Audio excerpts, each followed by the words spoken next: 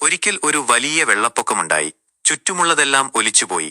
വീടുകളും ആളുകളും സാധനങ്ങളുമെല്ലാം പ്രളയജലത്തിൽ ഒഴുകി നീങ്ങി. ഭാഗ്യത്തിന് ഒഴുകിപ്പോവുകയായിരുന്ന ഒരാൾക്ക് കരയോട് ചേർന്ന ഒരു വലിയ മരത്തിന്റെ വേരുകളിൽ പിടുത്തം കിട്ടി. ആ ഭീകരമായ ഒഴുക്കിൽ ആ വേരുകളിൽ തൂങ്ങിക്കിടന്ന് അയാൾ തന്റെ ജീവൻ നിലനിർത്തി.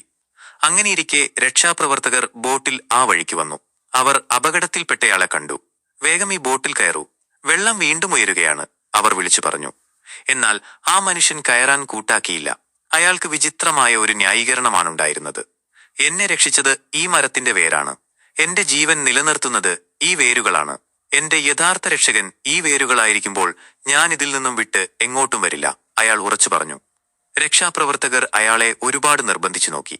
"ഇതൊരു അവസരമാണ്, പ്രളയം വർദ്ധിക്കുകയാണ്, വേഗമാവട്ടെ."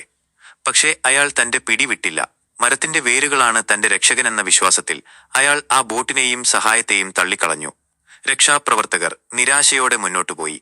അധികം വൈകാതെ പ്രളയം ശക്തി പ്രാപിക്കുകയും മരം വേരോടെ പിഴുതെറിയപ്പെടുകയും ചെയ്തു.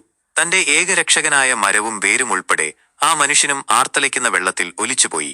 ഗുണപാഠം: അവസരങ്ങളെ തിരിച്ചറിയുകയും കിട്ടിയ സഹായം സ്വീകരിക്കുകയും വേണം. നമുക്കുവേണ്ടി ദൈവം അല്ലെങ്കിൽ പ്രകൃതി നൽകുന്ന സഹായങ്ങളെ ചിലപ്പോൾ നാം പ്രതീക്ഷിക്കുന്ന രൂപത്തിലായിരിക്കില്ല ലഭിക്കുക. ലഭിക്കുന്ന സഹായത്തെ നിരസിക്കുന്നത് വിനാശകരമായേക്കാം.